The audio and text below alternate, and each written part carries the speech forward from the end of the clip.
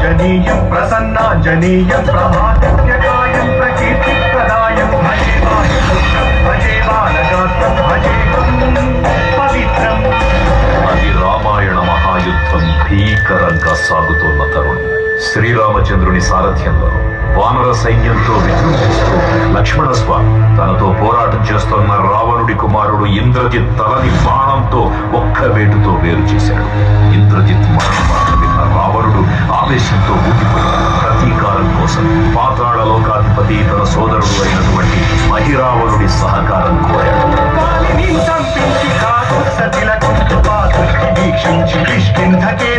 శ్రీరామ కార్యార్థమై లంకకే తెంచి ఆ జీవి మకరధ్వజుడు అని మహాసముద్రాన్ని దాటుతుందని నీటిలో పడ్డ స్వేదబిందువు ఒక మొసలి గ్రహించడం వల్ల జన్మించాడని తెలుసుకుని ఆశ్చర్యపోతాడు హనుమంతుడు.